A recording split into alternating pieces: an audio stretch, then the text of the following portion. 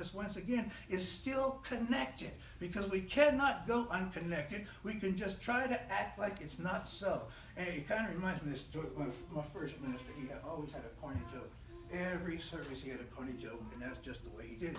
And a lot of times the jokes weren't funny.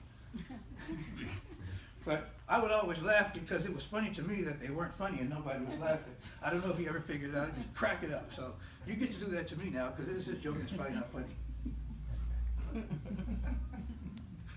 But I think it makes the point. These three ostriches were walking down the street, and they noticed they were being followed, and they were afraid. And so they began to walk faster, and the person was a little faster. And he said, we're not going to be able to outrun this. We're going to have to hide. And so the ostriches turned the corner, and they buried their heads in the sand. And when the pursuing party turned the corner, they looked both ways and said, where did they go? That's the applause line.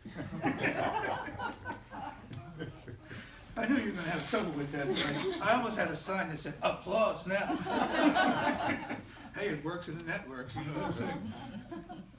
But it's a participation thing that we do when it comes down to the collective unconscious. We are willing to go into the collective unconscious and pretend that we don't know when we see other people pretending like they don't know. And when we hear people talking about the victimization, oftentimes it touches a chord within us where we've been feeling victimized, and that emotional chord rings in such a fashion that it begins to affect the thought process. And because we've been conditioned to believe that our intellect, our thought process, is the number one form of intelligence in our body, the number one form of intelligence in the world, once we start thinking it, we actually believe it's true because we're thinking it.